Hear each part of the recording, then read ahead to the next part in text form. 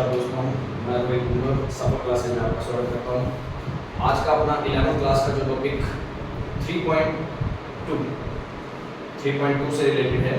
अपने कल क्या कर लिया था, 3.1 में 10th और 11th के कुछ फॉर्मूले बनाने सीखे थे। ठीक है, अब उन्हीं फॉर्मूलों के साथ कुछ एक छोटा सा हिस्सा और है जो हमें बनाना सीख लेते हैं एक बार के लिए, और फिर उसके बाद अपने आंसर बनाना सीखते हैं। सबसे पहले तो एक बात ध्यान देनी है, अभी तक अपनों ने 90 तक वैल्यू निकालनी सीखी हुई थी। कितने तक? 90 तक की वैल्यू निकालनी सीखी हुई थी। अब मैं थोड़ा सा और बता दूं ग्राफ के अकॉर्डिंगली। cos 0 कितना होता है? 1। cos 180 कितना होता है? -1। cos 0 1। यहाँ इस लाइन पे sin 90 कितना होता है? 1। और sin 270 कितना होता है? -1। ये ध्यान रखना सबसे पहले, ठीक है। और इधर आगे बात करें तो इस साइड में sin 0 कितना होगा?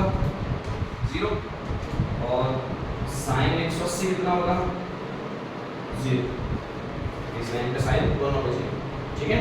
और इधर बात करता हूँ तो यहाँ cos 90 कितना होगा? 0। और sin cos 270 भी कितना होगा? 0। समझ आ गई? तो इससे ये चीज़ें जरूरी याद रखना, इनकी वैल्यू तो और पता लगी 90, 180, 270 की वैल्यू जरूर याद रखनी। तो इन चीज़ों को भी थोड़ा सा दिमाग में इसलिए रखोगे। अब ये वैल्यू आई कहाँ से, 180 की वैल्यू कैसे निकाल सकते हैं अपने, तो मैं थोड़ा सा कुछ बता देता हूँ कि sin इसकी वैल्यू निकाल रहे हैं 180 की ना, 180 को अपने क्या लिख सकते हैं? 90 प्लस थीटा, 90 प्लस 90 लिख सकते हैं। cos 90 प्लस थीटा कौन से क्वाड्रेंट की बात आ गई? cos 90 plus theta, 90 plus theta second quadrant की बात आ गई। सेकंड क्वाड्रेंट में साइन क्या होता है? पॉजिटिव ही होता है। तो ये साइन 90 से लिंक रख रहा है तो किसमें चेंज हो जाएगा? cos में। sin cos में चेंज हो गया क्योंकि 90 से लिंक रख रहा है। और थीटा की जगह कितना है? और cos 90 कितना होता है? ऐसे sin 180 की वैल्यू कितनी बढ़ेगी? 0। बात समझ आ गई? अब अपने चाहते हैं कि sin 270 की वैल्यू निकालना चाहते हैं, तो sin 270 को अपने क्या लिख सकते हैं? sin 180 प्लस, या इसको और भी इजी बनाया जा सकता था। इसको 180 प्लस थीटा 0 लिख दो तो कोई फर्क पड़ता था? नहीं पड़ता था ना। इसको ऐसे भी लिखा जा सकता था 180 plus theta. sin 180 plus theta कौन सा होता है? थर्ड क्वाड्रेंट में माइनस का क्या बनेगा? sin थीटा ही बनेगा। थीटा की जगह कौन है? 0 को 0 लिख देंगे। ऐसे भी निकाल सकते थे क्योंकि अपने कुछ फॉर्मूले बनाना सीख लीजिए। ऐसे 270 को क्या लिख सकते हैं? 270 प्लस थीटा। sin 270 प्लस कितना होता है?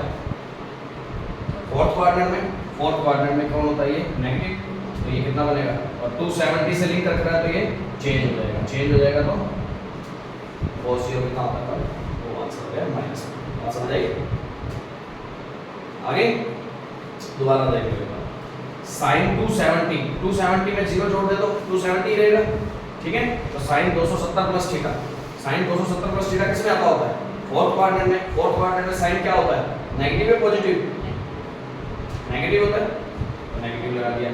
270 से लिंक कर रहा है तो sin किस में चेंज हो जाएगा? cos में। और थीटा की जगह कौन है? 0। समझ आ गई? cos 0 की वैल्यू कितनी होती है?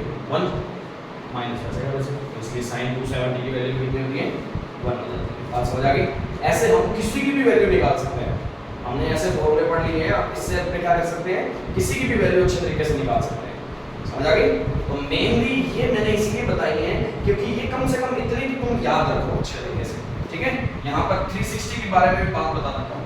cos 360 के बारे में बात करता हूँ तो उसकी वैल्यू 1 आएगी, और sin 360 की वैल्यू के बारे में बात करता हूँ तो वो 0 आएगा, ठीक है। ये ध्यान रखना। इस तरीके से आगे चलते जाएंगे तो भी आंसर निकाल सकते हैं, तो ये ध्यान रखना। तो इनके बारे में जरूर तुम्हें सीधा डायरेक्ट पता होना चाहिए किस पे -1 है किस पे 1 है। तो प्रॉब्लम तो नहीं हो जाएंगे ये। तो ये तो है बेसिक बात। अब इसके बाद 3.2 अपने स्टार्ट करते हैं। अपने 3.2 में कैसे करेंगे क्वेश्चन वो देखते हैं। हाँ जी, 3.2 का फर्स्ट क्वेश्चन जो है हमारा वो देखता हूं मैं।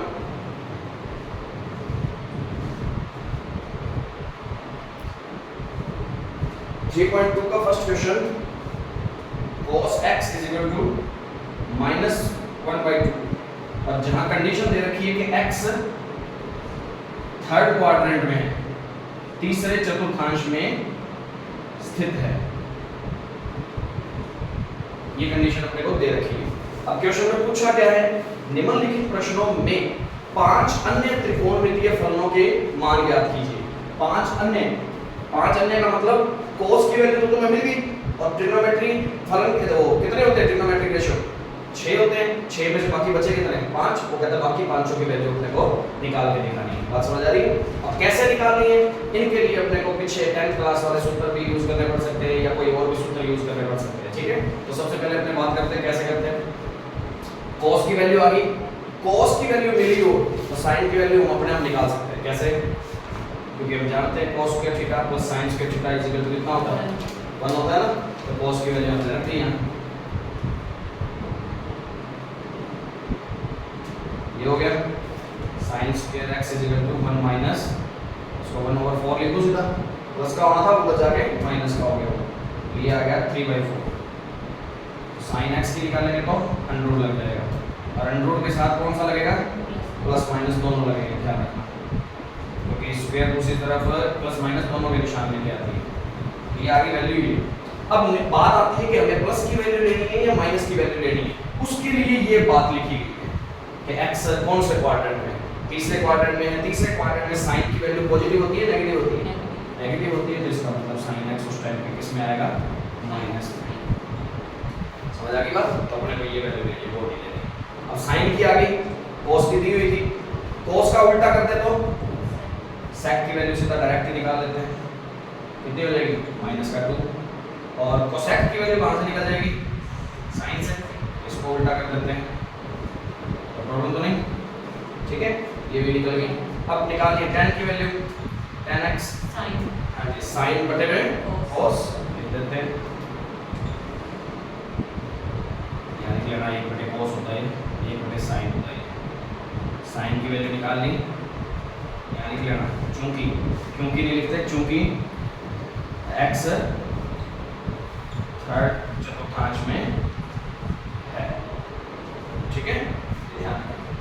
और फिर ये अपोजिट करके sin की वैल्यू कितनी है, -√3/2, और cos की वैल्यू कितनी है, -12, 2 से 2 गया, आंसर आ गया √3। प्लस का यार है, मान लो कि सोल्व करते हुए यहाँ प्लस का ना आता, क्योंकि थर्ड क्वाड्रेंट में 10 क्या होता है, प्लस का होता है। मान लो कि सोल्व करने पर प्लस नहीं आ रहा होता, तो अपने इसको क्या लगाते हैं, प्लस का निशान x के साथ में लगाते हैं, माइनस की बजाय। यदि माइनस आ जाता मान लो सोल्व करने पर, तो फिर वो माइनस नहीं लेते, कौन सा बनाना पड़ता है उसको, प्लस लेना पड़ता है, ठीक है। अब कोड को निकाल सकते हैं, कोड इसी का अपोजिट होता है, 1/10, 1/√3। प्रॉब्लम तो नहीं है, इस तरीके से पांचों की वैल्यू निकाली जा सकती है। प्रॉब्लम है, नोट करो।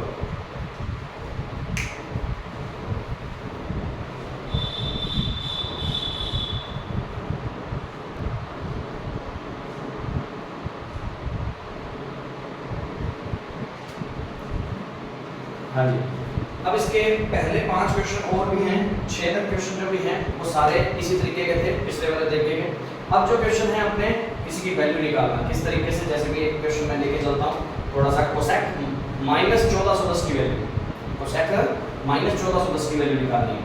अब देखना कैसे करेंगे, इसके अंदर में -1410 की वैल्यू निकालनी है। तो सबसे पहले इसको अपने थोड़ा सा चेंज करते हैं। चेंज करने का तरीका ये देखो कि किसके नजदीक पढ़ना है, इसके हिसाब से देखें। तो सबसे पहले तो ये कोसेक -थीटा बन रहा है कि नहीं बन रहा, और कोसेक -थीटा का सूत्र क्या होता है, कल बनाना सीखा, -थीटा फोर्थ क्वाड्रेंट में बैठा होता है, कोसेक उसमें नेगेटिव होता है, तो कोसेक थीटा रह जाता है। सबसे पहला काम ये कर सकते हैं, तो सबसे पहले तो यही कर लेते हैं, माइनस बाहर निकालते हैं और 1410 ऐसे लिख लेते हैं इसको। सबसे पहला काम हो गया। उसके बाद अब 1410 किसके नजदीक है? देखो 1410 360 के नजदीक है क्या? मतलब एक राउंड और निकल जाएगा। 720 के नजदीक है क्या? 720 के नजदीक नहीं है तो तीसरा राउंड और 1080, 36 में 72, 72 गुना 72, इसके बाद 36 की 108, उसके नजदीक भी नहीं है। 1400 720 का डबल कितना हो जाता है? 1440, 1440 के नजदीक है कि नहीं? तो अपना दिमाग लगाना है किसके नजदीक लग रहा है। तो 1440 में चौथा राउंड आ गया, पर आया किससे लिंक रखता हुआ? Fourth quadrant. और फोर्थ ये जो लाइन है नॉन चेंजिंग लाइन से लिंक रखता हुआ है, स्टार्टिंग लाइन जो भी है। तो अपने 1410 को क्या लिख सकते हैं? कोसेक 1440 माइनस कितने डिग्री? 30 डिग्री लिखा जा सकता है, क्योंकि 1440 में से 30 गए तो 1410 ही बचेंगे, पता है अपने को। तो इस 1410 को अपने क्या किया? 1440 माइनस, ठीक है। अब ये ध्यान देना है कि इसको यदि अपने क्या लिख सकते हैं, ये कौन सी लाइन से लिंक रख रहा है? 1440। तो यहाँ पर अपने इसका सूत्र बना के लिखना चाहिए तो लिख सकते हैं ब्रैकेट में। क्या सूत्र लिखेंगे? कोसेक 1440 माइनस थीटा क्या होता है? 1440 यहाँ है, उससे माइनस, माइनस मतलब कौन से क्वाड्रेंट की बात होगी? फोर्थ क्वाड्रेंट में। फोर्थ क्वाड्रेंट में कोसेक क्या होता है? नेगेटिव। और 1440 चेंजिंग लाइन पे, नॉन चेंजिंग लाइन पे? Non changing. नॉन चेंजिंग पे है तो कोसेक कोसेक में रहेगा और माइनस का निशान आएगा क्योंकि फोर्थ क्वाड्रेंट में, ठीक है। तो इसका आंसर क्या बनेगा? माइनस का कोसेक 30 डिग्री। थीटा की जगह कौन है? 30 डिग्री। बात समझ आ रही है? एक कोसेक 30 कितना होता है? साइन 30 कितना होता है? 1/2। साइन 30 1/2 ही होता है, तो कोसेक 30 कितना हो जाएगा? उल्टा हो जाएगा। साइन कोसेक का उल्टा ही होता है, इस तरीके से माइनस को इसका आंसर आ गया। बस बात ये है कि तुम्हें पहचानना है ये नजदीकी किसका है।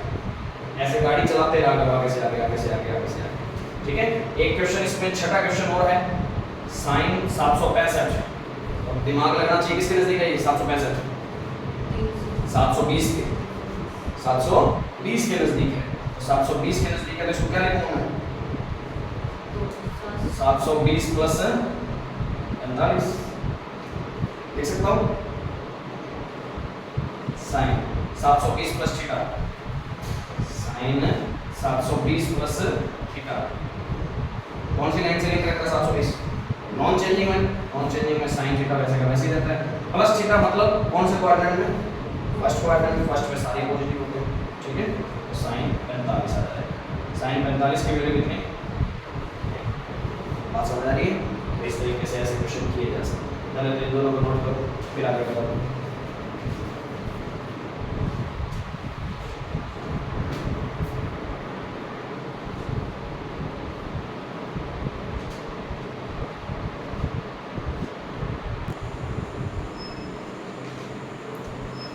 अब इसी के जैसा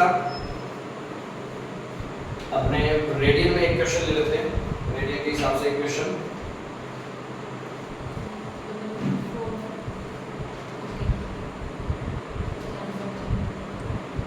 अब देखो भाई, अपने बात करते हैं coat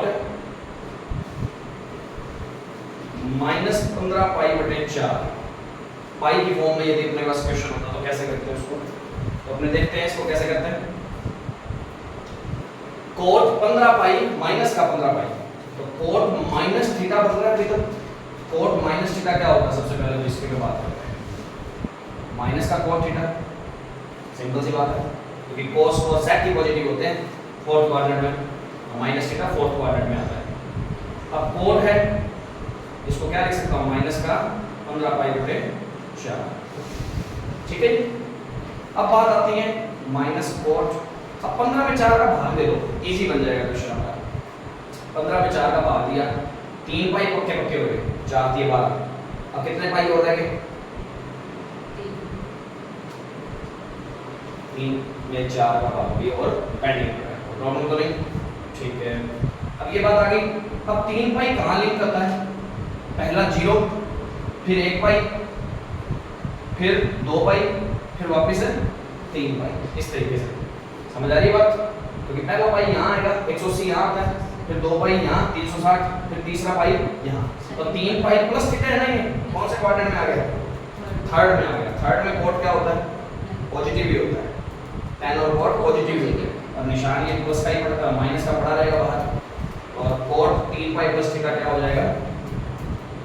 3 pi plus theta cot theta हो जाएगा, क्योंकि 3 पाई किससे लिंक रखता है? नॉन चेंजिंग लाइन से लिंक रखता है, तो cot थीटा हो गया।